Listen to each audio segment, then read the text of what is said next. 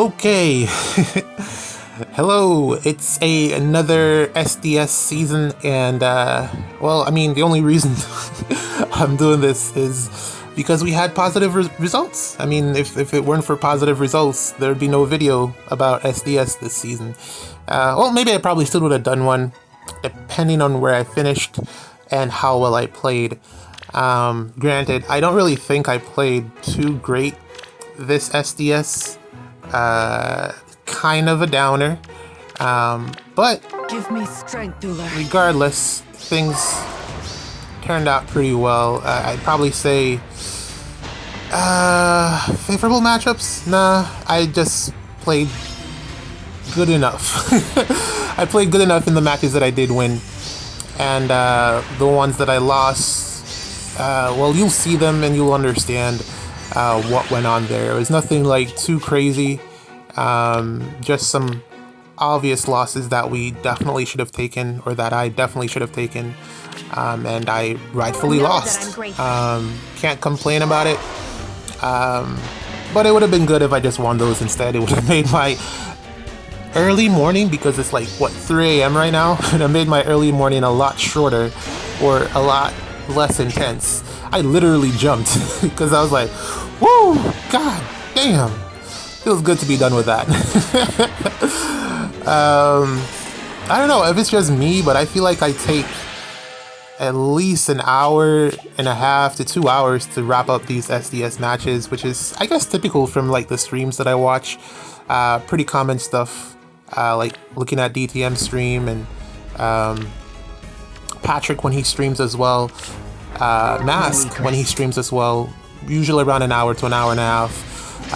Depending on how well they play. Yeah, I am not stalling. I'm just doing this stuff now so that I don't have to do this later. Sounds like a challenge. I feel like I've gotten some pretty decent picks in this game mode. Duma, what are they gonna do with Duma? Ooh, you know, how does he perform with the new dragon skill, I wonder? Is it like any good on him? Not that I would actually I do have the fodder to do it. I don't build dragon units. There are no dragon units in my barracks that I'm currently building up. I was at one point building up what's her face? You're just gonna die, aren't you? I was at one point building up young Tiki. Because I was so salty over what happened with adult Tiki, Brave Tiki rather. So I decided, alright, let me just build up young Tiki instead and see how that works out for me. And it didn't go well. She got power crept really quickly. Turns out the stat distribution of having no HP when you're supposed to be a tank is actually terrible. She was pretty fast in terms of speed matchups. She won a lot of those, but yeah, she just fell off very quickly in terms of like when units start hitting harder, started to hit harder. Ascended Tiki just completely fell apart, and that's really why I just gave up on building dragons. I mean, I do have a few dragons here and there because obviously every now and then you have a couple dragons that are meta, and I actually think Nell is actually a really strong contender when it comes to being a... my only thing is I wish they made her red or something, because there's... Blue is becoming weirdly oversaturated with infantry frontliners, which is not a position that it was in. I want to say last year around this time, it was pretty much just all emblematic. So for the transition that we've gotten to Blue just being so dominant, it's actually pretty insane. Yeah. So I do think she's pretty good in terms of what she's capable of doing. It is time. As a frontliner, rather. Like my brain just paused, like it started to load. Yeah, as a frontliner, I think she's really great. The only downside is that there's so much competition, and she's just a unit that, well, she's not in the regular pool, but she's not, importantly, I want to say, a duo unit for SD or SDR or SDS. She's not a duo unit, and there's a sense of role compression there where you get that extra action economy from having a dual unit in that slot, which is one of the reasons that I prefer, even though I'm not like the biggest fan of male Alir. I'd rather if that was female Alir in the league, but I mean, you know, get what you take what you get, don't complain. I seek a foe. I would have preferred female Alir in that league, but I'm a really big fan of Christmas Alir because of the fact that he's a dual unit as a frontliner. And that dual button is really great for action economy, especially when you're in situations where you don't have any other dual units on your team because they're on other teams, or they're just currently not that many great dual units in the game. Majority of them being armors, I want to say, or at least the best ones are armors, and you don't really want to Like a challenge. really have your captain as an armored in SD, because typically the armored unit is the one that dies first, and also they're less likely to get a kill. But that being said, it does really depend on the season. Ooh, this is a nice Lucas. Don't want it though. Yeah, nothing here. Right. But yeah, let me just try to wrap this up. Can I get up here? By your will. No, I can't. Sorry, let's back off. I seek a foe. So yeah, I think Nell is very strong. Just tough competition. She actually is able to compete in terms of speed against Alir, depending on merges, of course, I guess. Well, of course, I mean, it would be safe to assume newer unit probably faster. That's the safe assumption to make. Right. But the thing that you probably wouldn't even consider is that she can actually KO Neathhogger, which was such a surprise to me. Both of them, she can kill both of the Neathhoggers, which is such a surprise to me that I was like, man, she is really in with a shout here to compete against Christmas Alir. The only thing is, again, that dual button is so important for a game mode like SDS when you're trying to stall out an enemy team. So I don't know what that means. It's probably not the greatest thing for the other Omni tanks that are blue, because it means that they're the older ones like Sita here currently fallen off. But because she has that effective niche, she'll always be good because armors and calves will always be in the meta. But currently fallen off, definitely, because in terms of infantry frontliners, in terms of matchups against other infantry frontliners, she is starting to fade because, of course, speed creep. And if she loses the speed matchup, she's no longer really going to be your greatest asset as a frontliner. And that's currently what's happening. I have been noticing that she's just been getting outsped.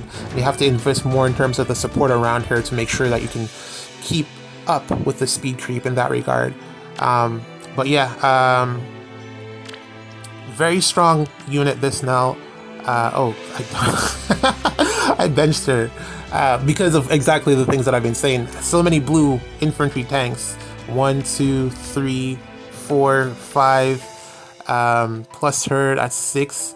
At least 6 blue infantry tanks that are decent in the game currently. And it's just too many spots for me to fill. And like I was saying, I was really hoping that should have been red, or at least if she was green. Should have been really good if she was green. Because as you can see, like looking at my frontliners here, there's no one in green. And then every time I go to my, even Tiki, this Faye, my apologies, even this Faye is also very, very good.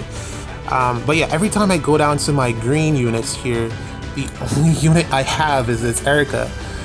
And it's kind of annoying because Erica is heavily dependent on her speed stat, which gets very high with merges. +7. I'm almost done, I'm actually really happy about that because I really like this Erica. But every time I come down here, it's just her. I was hoping that this Lissa could have been made better somehow, but she just faded so quickly from that baby banner. And then Pinette is good, but it's not really what you're looking for, you know? She doesn't get to that high tier. Edelgard is an armored. I don't really want her at the front. Not her role. She kind of dies pretty easily there. So you're looking at, for green, you're looking at either Erica here or Thor. If you have Hell heavily invested, then she can play a role there as well. And then you have Mia, who as a flyer, she's good, but she misses out on the infantry skills. Same with Anna here, you miss out on the infantry skills, so roll compression again is why the frontliners a lot of times are infantry, because you can run things like canter control, barricade, whatever the case may be. There's so many options in the C slot for infantry units that you don't want to not run an infantry unit on your SDS, SDR, whatever game mode team, just so that you can, again, roll compress. So if Nell were green, she would have been very dominant. I think she would have been automatically like at the top of the meta, because that would have automatically been a bad matchup for Alir, and she would have more than likely crushed the rest of the blue units that we have here. Gold Mary wouldn't be fast enough, and Samira 50-50, but I think Nell would have won if she was green in this situation, and Nell does win this matchup if Tamara isn't properly supported. But enough yapping. I think I can finally bench my Ike now. I have not used him at all, unfortunately, or unfortunately, I don't know, but not a fan of his damage output. He's a very good frontliner if you're not looking to attack, which is basically the same role as Alir, but then Alir is just better. Again, dual button, does more stuff. Miracle, just better than Ike. But yeah, that's the team here. You may have been looking at it. Let's go back here. Let's start off with who was the MVP here. I want to say... I want to say... okay. I want to say Yunaka. I didn't actually use the Sita team at all this SDS, which was interesting. Not that I didn't think that she's... Not that I don't think it's... not that I don't think she's still a good unit or the team composition is bad. It's still very good. I mean, that's the whole reason that Sedith is here, plus the snag and stuff. And then also Shez just demolishes pretty much every far save. Barring, I want to say, Shield Fighter Hector and Shield Fighter for Mortis. But everything else she destroys. I just ended up not using her, which is kind of bizarre, but mostly down to the fact that I'm really just high on this Malice. I really wanted to use this Malice quite a bit, and that's what ended up happening. I really like this Malice, man. I was like really close to trying to plus 10 her, but my ore budget is just not dumpsters. Like I'm low, so +2, and I'm just gonna have to deal with it. Which is why I was trying to get her on the a Hero Rises banner, because then that would have been at least a spark of an extra Malice. But then that's also too many red units, and then, you know, Hector, probably for the best. But I probably want to say shout out to Malice here, but special shout out to new girl on the block, Yunaka. Was able to get the +1 Floret because she's just amazing. Windsweep is the build that I ended up going with just for safer initiations. It's still, to my pleasant surprise, she still has the damage output even when running Windsweep, so I was very happy about that. The one thing that you want to do is remove any debuffs, and then she works great, which is why she's on this team with Hathrin, so that she can get that pseudo cleanse by refreshing with a positional, whatever the case may be. And then from there on, she pretty much KOs every far save, barring Shield Fighter, some Shield Fighter far save for Mortis. You want to throw him in there. Probably Shield Fighter Neathogger, depending on merges. But yeah, she's very good. And of course, Fjorm. She doesn't beat Fjorm at all unless you're running Miracle, because Fjorm will hit. If Fjorm has Hardy Bearing, Yunaka will not win. That's pretty much what it boils down to.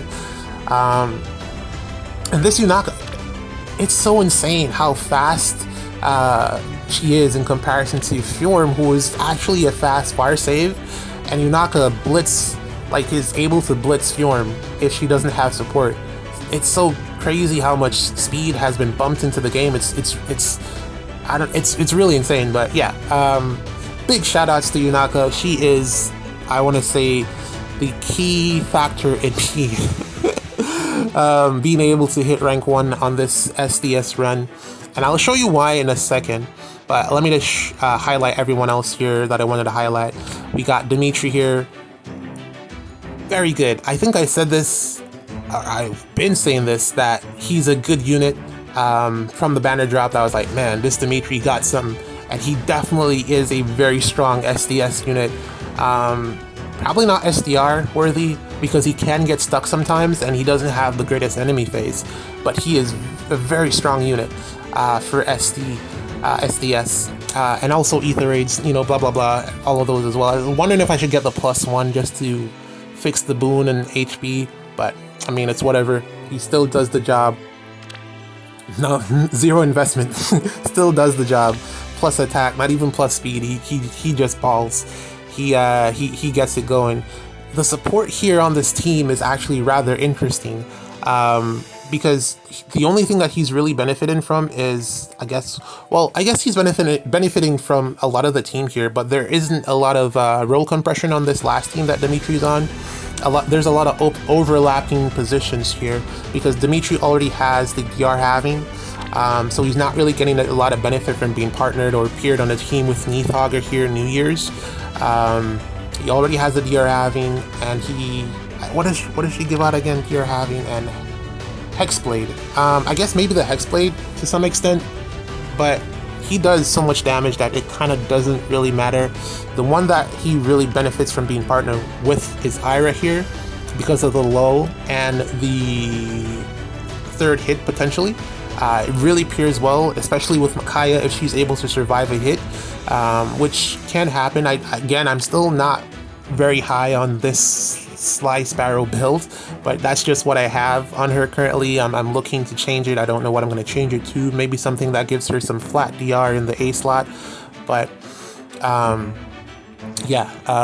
Ira here kind of carries this team, but then Dimitri is like the main star, I want to say. Ira is essential to the team, but if she dies, Dimitri will sweep. So again, big shout outs to Dimitri, big shout out to every Neathauger, Hathorn rather. Hopefully Hathorn gets more ults because the miracle thing, not the divine nectar is just so good against combating against what's his face, Sigurd. I don't mind if this unit gets more ults. It's just that great. Or more units have something that kind of mimics it. I don't mind that at all. Hathorn, goated, very, very good.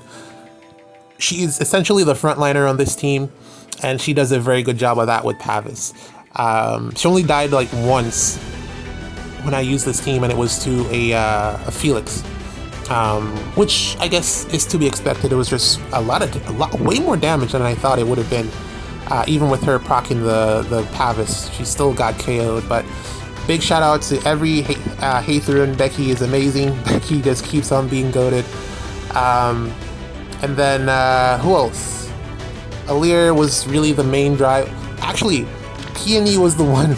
Peony is the secret sauce that makes this particular team work with Alir. Because again, I keep saying that I need someone to mimic what Sethith does, and attuned Peony is the closest that I can get in terms of just raw stats. Attuned Peony is just the closest that I can get. If I could have found something that gave more stats from the B skill, I would have done that as well. But I don't think there's any B skill in the game that gives support stats as a drive or anything like that.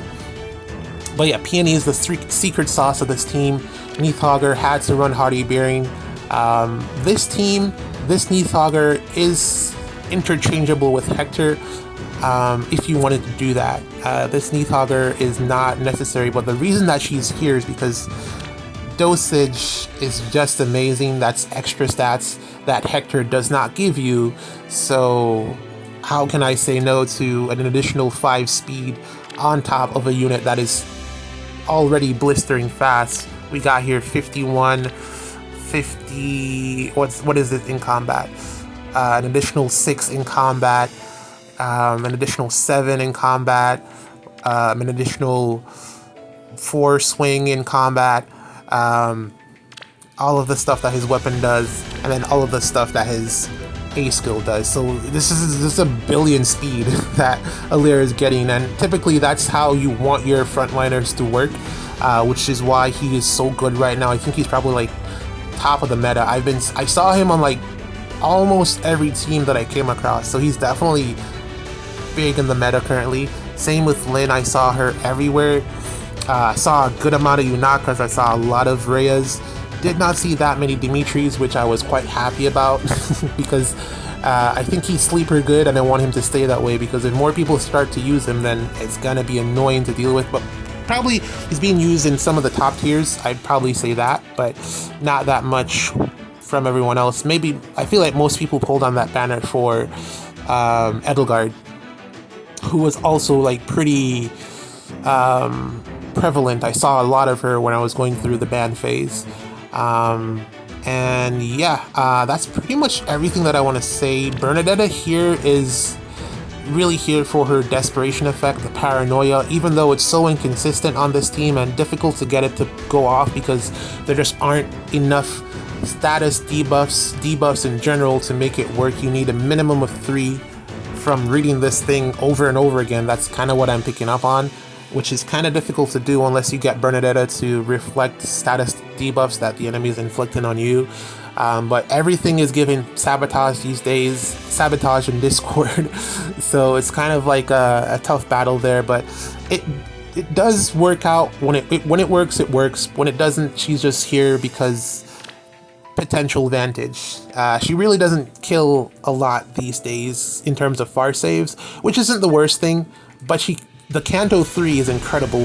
Her role, I was contemplating swapping her for Ninja Tharja, but I do not have any faith in Tharja's killing ability. At least sometimes Micaiah can kill things. Tharja is really just not it. Not it when it comes to being able to take out units. The Anathema, I think once that is passed on to like a flyer, some type of range flyer, I think it's going to be goated. But for now, on Ninja Tharja, I don't think it's the greatest. She doesn't hit hard enough is her problem. And that's kind of unfortunate because I think she's decent, but just needs a ton of support if you want to like damage output. But I think interchangeable if you can get her to work, because as you can see, there aren't a lot of red units on this team.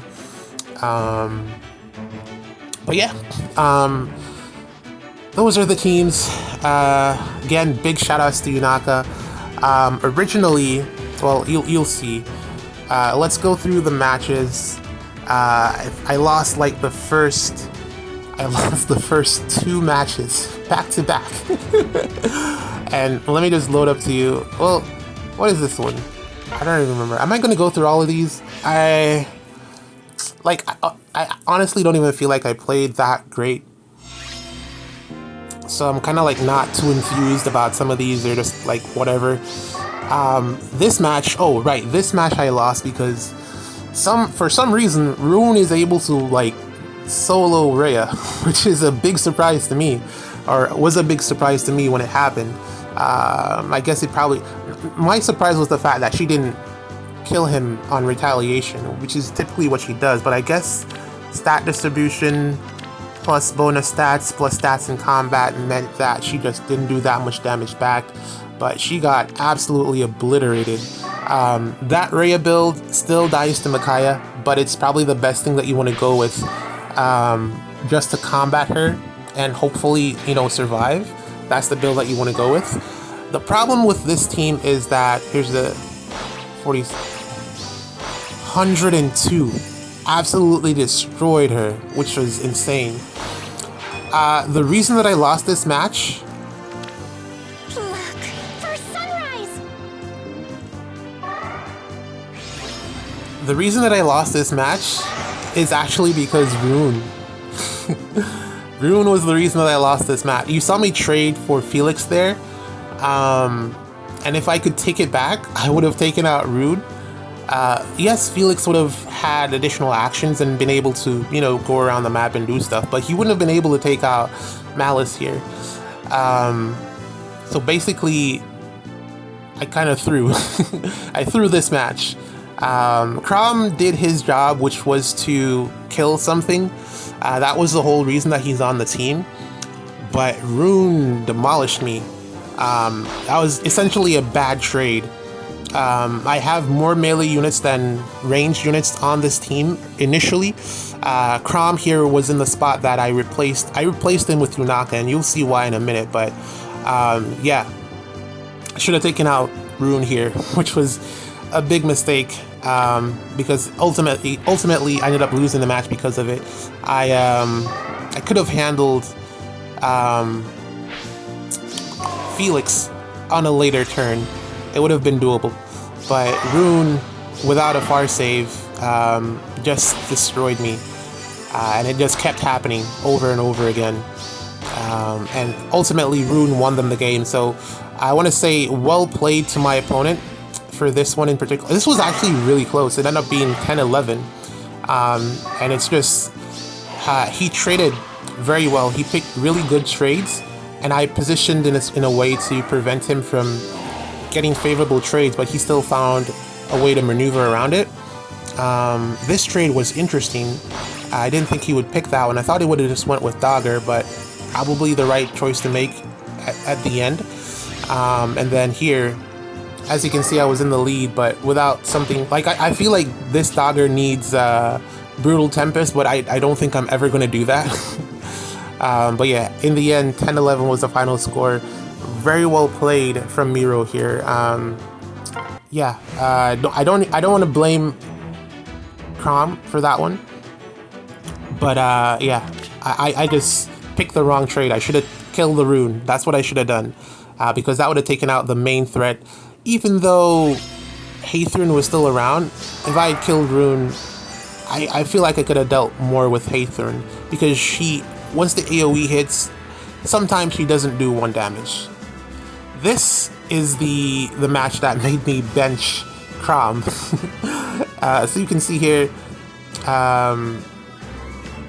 this team here, this was my, Leon here was my biggest concern, because I don't have firm cancer control on this team, or a way to cleanse that particular penalty.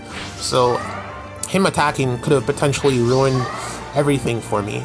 And then also, you'll see later on that he did something tremendous, which was almost kill Rhea, which was a big shock to me, because this is just base. Like, there's nothing here. This is his base, Leon, and he almost killed Rhea here, who is a brand new unit, might I say, with adaptive damage. The problem was he out-resed her 50-46. Yeah, he out-resed her, so she was not able to counterattack, which was unfortunate.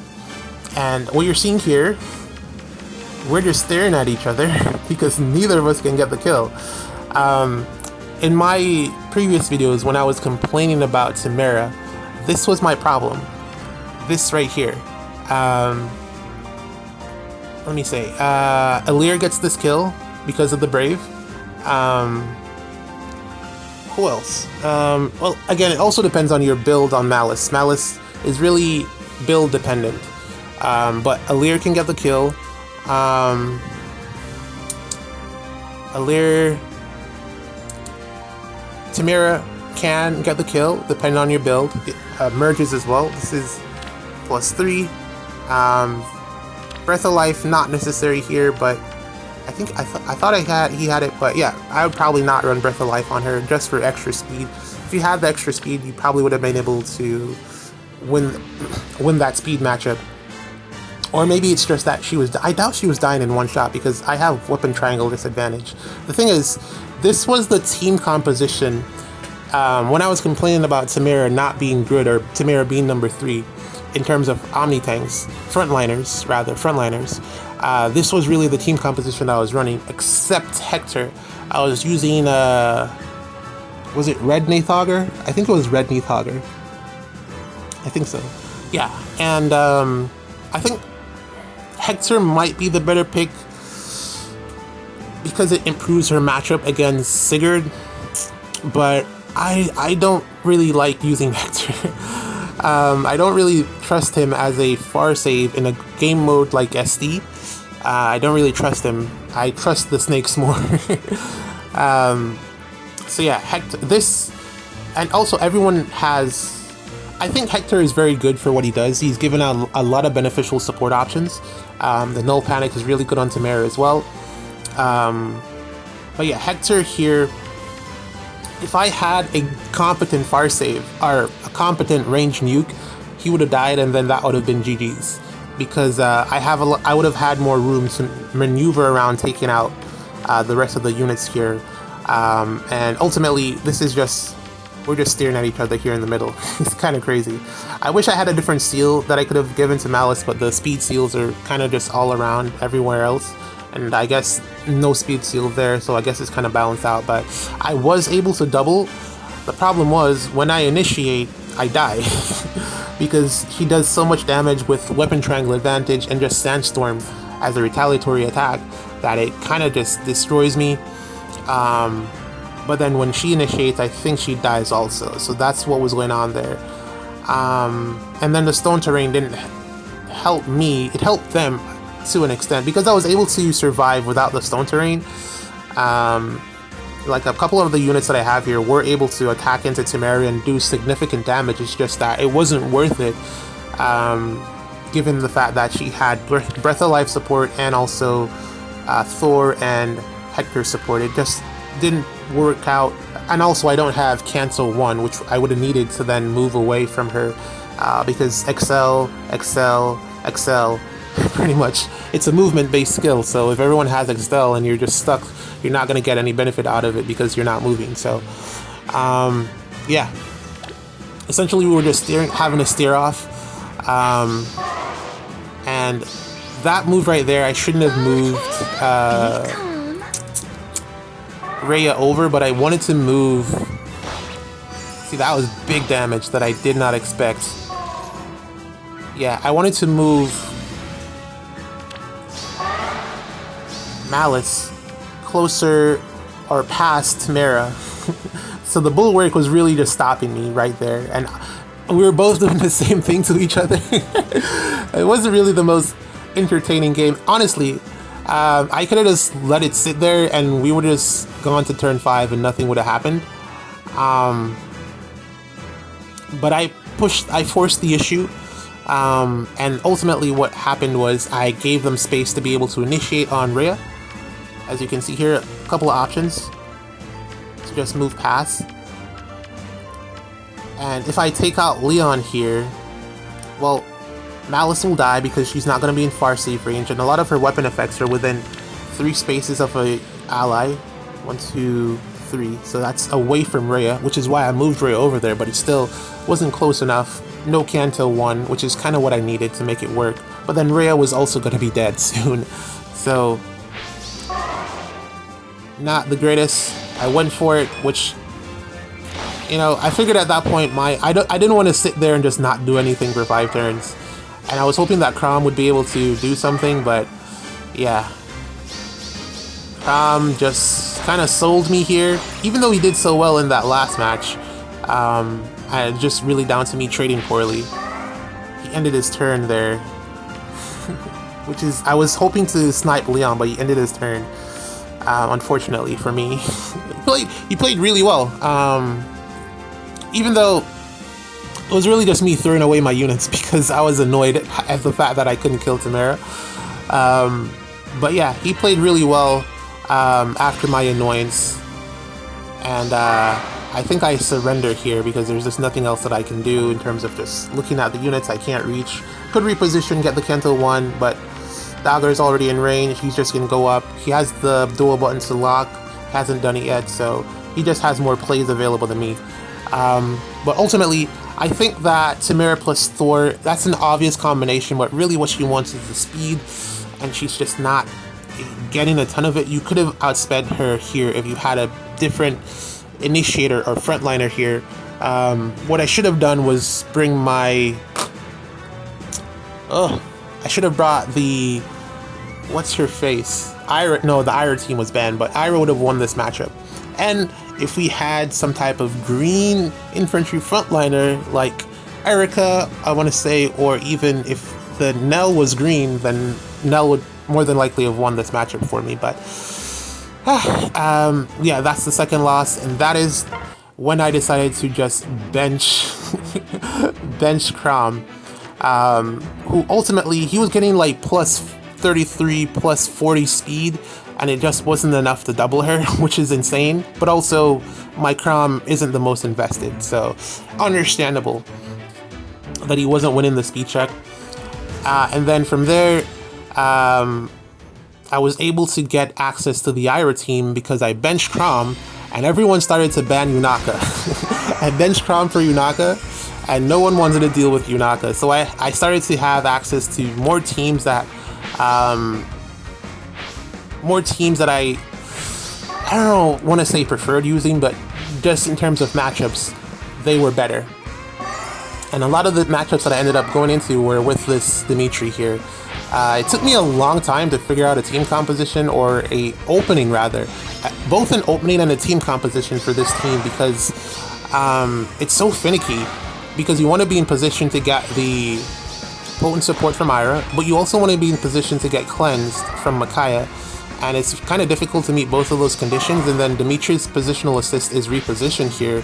If it was swap, then maybe it would have worked out better, more in my favor, but I kind of like reposition.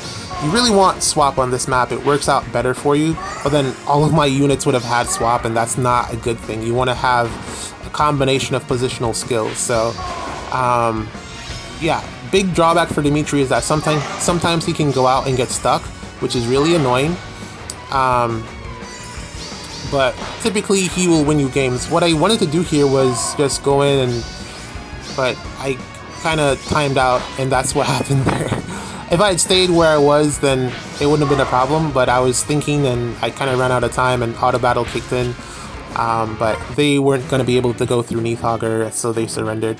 This Alir here, I gave her the new skill from Nell, this Summer Alir, just to see if she performs better, and she does perform a lot better, but then comparison to Christmas Alir, she's just not as good.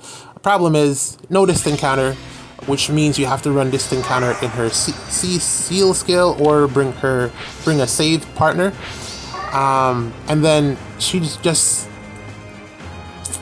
Is that the main problem?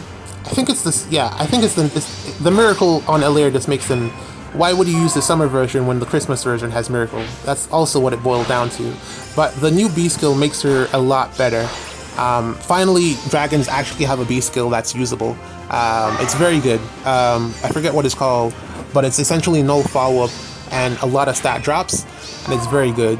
As you can see here, this is why the Yunaka team was getting banned, because it's very, very good. It's very good. I was doing, in practice. Oh, I know I saw the name before. We'll skip this one. We played out to a draw. We essentially just ended up in a steering contest, staring at each other, and nothing happened. Oh, I brought the wrong team. So this is not the... So he has Yunaka here, and I have Lynn and Bernie. And he has Hardy Bearing, so that means GG's, I can't win. Both of these units need Desperation to do anything, and he has Hardy Bearing, so that's pretty much what it boiled down to. Alir was pretty much able to stop Ira, this isn't... let me show it anyway. Alir was able to stop Ira because Peony is goated. That's pretty much what it boils down to. This attuned Peony is goated because of her how much speed you can get out of her, and as you can see here, even though I have debuffs from Micaiah and stuff, Ira didn't like it. Ira did not like it because the brave hits back typically result in her dying, usually result in her dying, and it ended like this. Actually, I could have won this match. I had a play, I just didn't do it because as a reward for him sticking around and, you know, going to turn 5 doing nothing with me, I decided to just leave it be. I'll show you what the play is, or was, in a second here. Maybe he had a play too, I don't know. But with Hardy Bearing on Neathhogger here, he can't initiate either. And Micaiah was not killing in one hit, so you needed Astra here to get it done. So the play... Warp in with Neathhogger, swap, and then Alir would have been able to take Yunaka, and then that would have pretty much been GG's. I get the win. But as you can see here, how many actions are left? Well, it's not. Well, we play this out. There was a time that I was able to do it, and me stalling here. Oh, right. So you saw when I popped the dual button, it was when I moved Lin, I should have done the swap then, or I could have done the swap with Neathogger then. Instead of moving Lin, I could have just done the swap with Neathogger then, and then I would have been able to get the kill on this Yunaka, but then I just didn't do it, and we played out to a draw, and you'll see why that is significant later. Malice farming, Ira, all of these, like anyone in Diamond, anyone Platinum and above is a good player.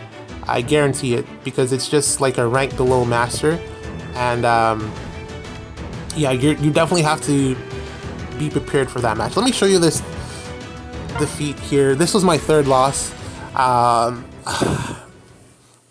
What I really wanted to do was just draw this, but dude was like, nah, I'm playing. So I end my turn,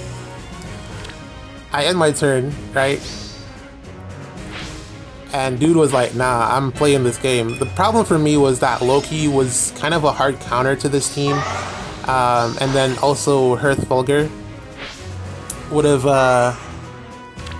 Hearthfulger is a problem for Alir sometimes. But as you can see, he's covering the spot that I would have gone into with my typical opening. It is what it is with this one. I wasn't too mad about it, but it did make it a lot tougher because after this match I was down to 1 life. He was on 1 win. He was 2 wins away from rank 1, so I kind of just wanted to give him a free draw to chill out, but I guess he just wanted to go in and he got the win, so fair play for him, to him at least. Yeah, fair play to him, I guess. What happens, he kills Alir, and then from there, I don't really have a way to kill Neathogger. Neathogger is the problem here. Neither of them kill her. Neither of them. So, yeah, that was that. And then, 1, 2, 3, 4 matches with 1 life. And we were able to clutch it, which was insane. This was a really good match. Oh my. Zera. This was a really good match against Zera here. Was it this one? No, this wasn't it. My bad. This guy didn't have any far save. The strategy here is the combination, Yunaka and Layla. I think that's an interesting combination. My problem here is that Layla doesn't have the range, which is why he has the +1 movement here, but you could probably swap out Igrin for one of the birds, but then also dual button versus no dual button. But the +1 movement is really important for Layla here to cover similar terrain as Yunaka, even though it still doesn't work. His problem here is his Yunaka can't kill Neathogger. No wind sweep. And also debuffed. No way to cleanse the penalties from Micaiah here, which is why Micaiah is on this team. So I have 1, 2, 3, 4 melee units. There was no way that I was going to lose against all of these ranged units that aren't able to get through Neathogger. He had Felix, but it's just not happening. Which one? Was it this one? Oh yeah. So this was the one that mattered. This rematch against Birdie. We both picked different teams. I saw the name and I was like, man, these units look really similar to what I played earlier. Where was it? What was the draw?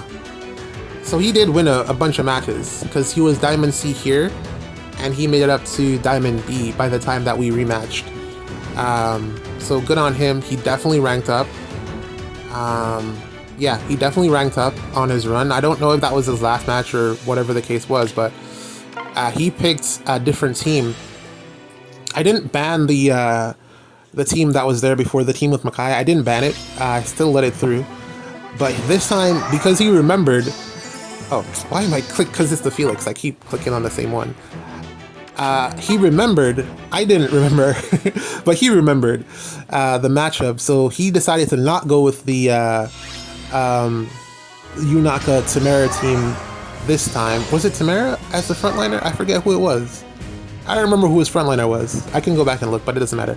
Yeah, he decided to go with this team, and this team is a I don't want to say, because this team would have lost. If I had picked the same team, this team would have lost. Felix would not have won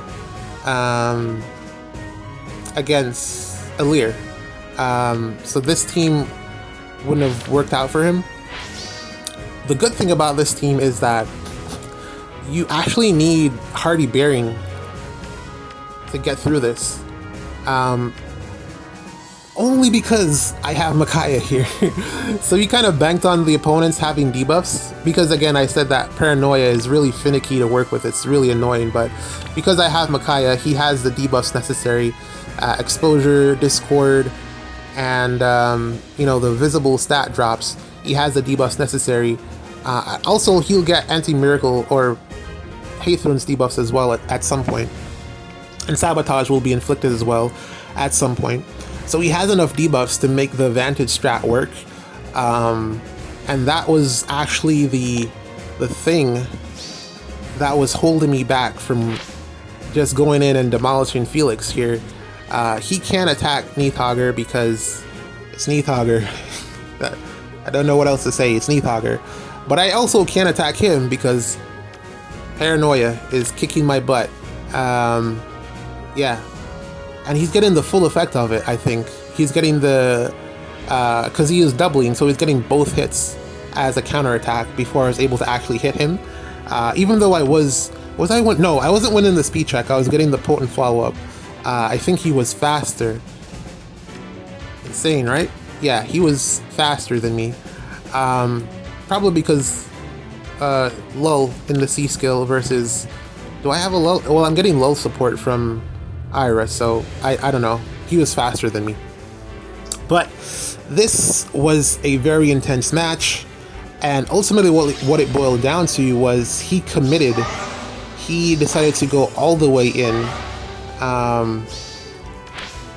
That was a big commitment on his part. Because from the first turn, he knew that I couldn't kill his, or he gambled or guessed that I couldn't kill Felix, which was the correct assumption, because I indeed could not. I would have needed to get Neathogger into play to tank a hit from Felix, and then, you know, figure it out that way, because he doesn't have no follow-up, so I would have gotten 2 hits in. It would be down to whether or not Neathogger could survive player phasing Felix, and I think maybe she could, depending on what happens here. So this is the one that I was saying that Becky died. Becky got blasted here. Was it a one-shot? 2 hits, so she didn't get to re-up on her Pavis, which is unfortunate. That's how he was able to get the kill.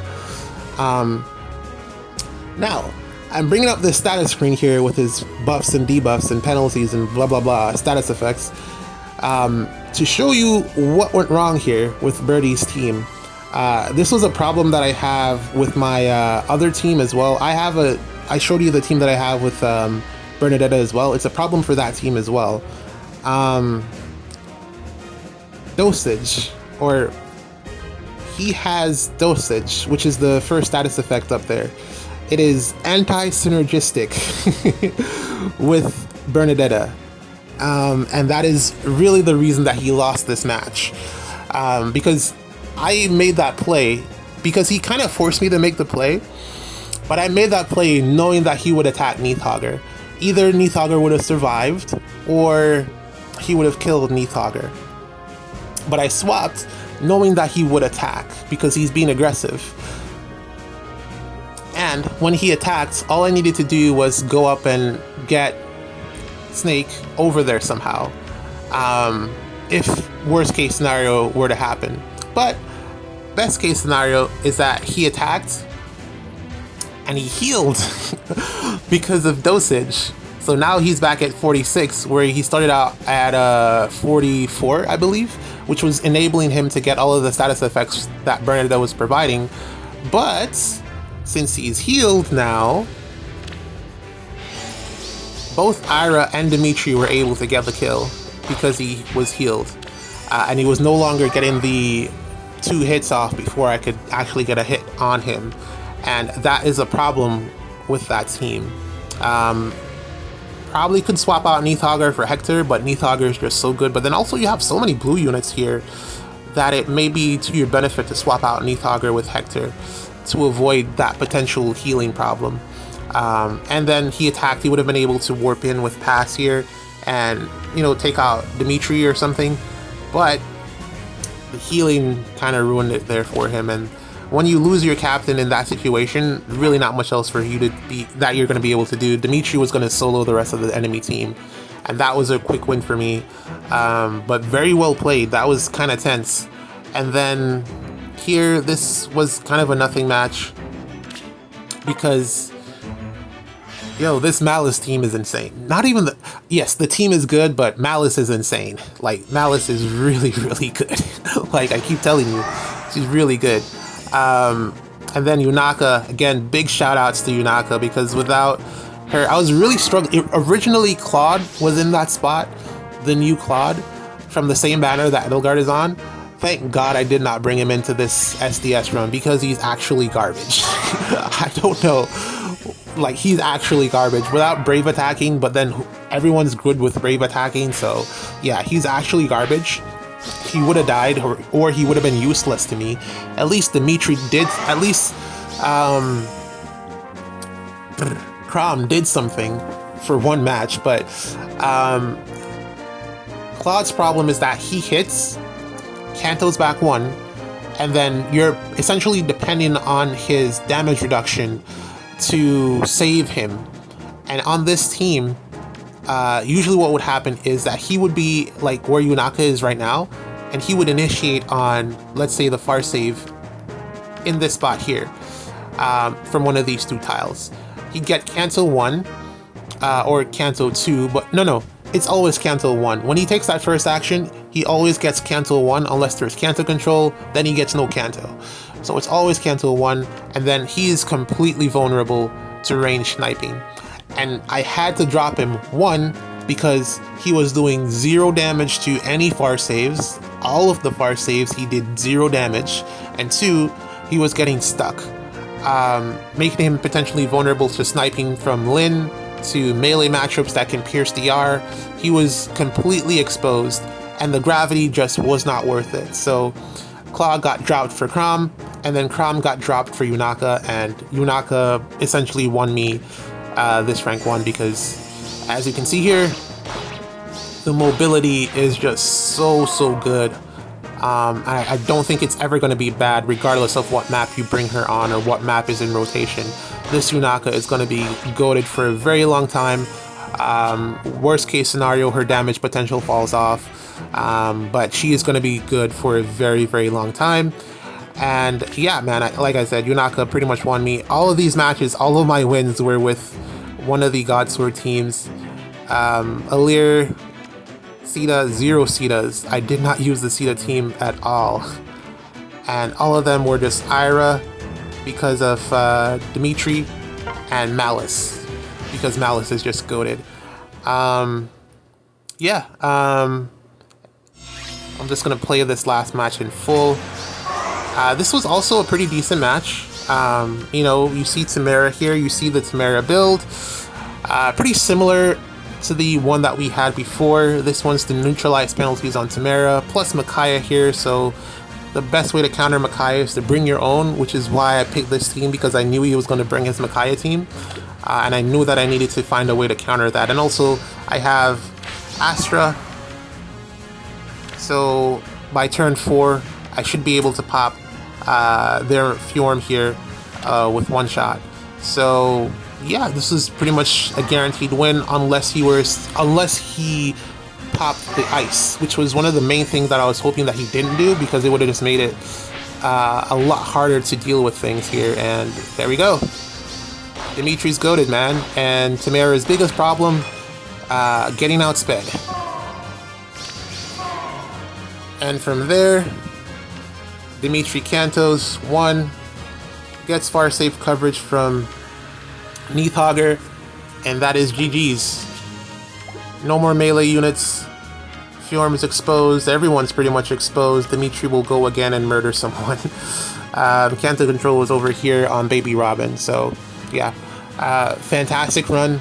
Shout out to Yunaka and Dimitri. New units good. Who figured? New units are very, very good. And this Miasma terrain is phenomenal. Phenomenal. Thank God that they put it on this Dimitri. Could have been on anyone else. Like I said, this Dimitri could have been someone else from Three Houses. Didn't have to be Dimitri. But it is phenomenal. This Miasma terrain is very good. And then also the facts that, like, they started off with, all of them had status effects from Rune here. And Dimitri just said, screw that, get rid of that. No status effects for you. And I get to keep all of mine. So yeah, look at that list, man. Jesus, this guy is so gross. Neutralizes full penalties. Neutralize penalties on you. Neutralizes. This team is just goated, man. This is a really good team. And that's pretty much how that one panned out. Yeah, that was the last one that we needed to secure rank 1. Rank 1 secured. This video is way longer than I thought it was going to be. Apparently I had a lot to say in terms of analysis of the teams. I didn't think I would go that deep into it. Didn't show a couple of the matches there because they were kind of just straightforward. I don't feel like I played that great, but you know, wins the win, we take them. Again, everyone within Diamond tier and Platinum tier and above is always going to be a challenge. It's all tough matches. Only played the 1 Master tier player, which was kind of interesting. Typically I get at least 3-4 of them in a run.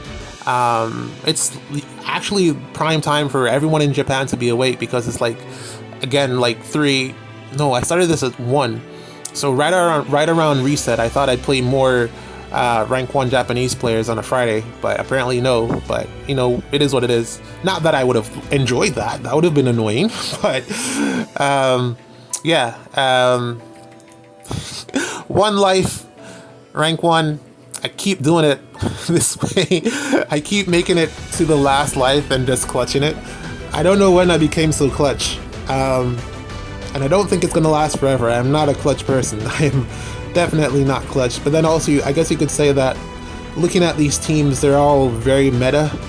So it's a shame that I had to go down to 1 life to actually make it this far, but I mean, or make it to rank 1, but it is what it is. You know, you do what you do with what you got, and you take the wins as you get them. I prepared quite a bit for this particular run, so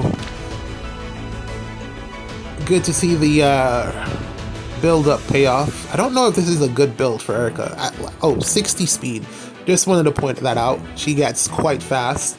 I don't know if this is a good build. I guess if you were giving up on the distant counter, then this works out. But I don't think this is...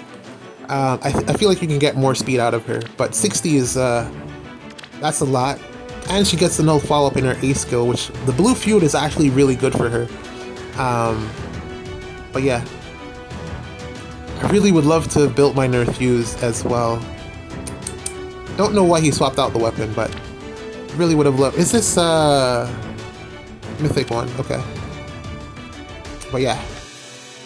Edelgard here, I came across in practice runs. I didn't even bother playing because I knew, like, this build on Edelgard, very good. She takes no damage from AoEs, which is insane. She has so much bulk that she just doesn't take any AoE damage. Insane Edelgard. Rhea, fantastic far save. Still dies, as you would expect, but she does enough of a job that I would consider running her over someone like Tree Man. Tree Man could have actually been in this... No, because of the miracle. I needed the miracle. Tree Man could have been in the spot that Red Neathogger was in, just to make the team a little bit more annoying to deal with, but I didn't want to be too mean. I kind of like to give chances. It's a bad fault of mine. I like to give people chances to win, which there's no reason that I should do that, but I do. But yeah, didn't bring Tree Man, even though I should have. Yeah, I feel like Occultist Strike is really her best B skill, but I don't have the fodder to change it, unfortunately. Here we go. Basically, you're just seeing familiar names. These are pretty much all the names that you normally see up here in rank 1, and all the units. Yep, these are the typical players. They're all very good. Yep, another rank 1 run. I don't know, man. I'm out of words. GG's. I'll post this later. See you in the next one.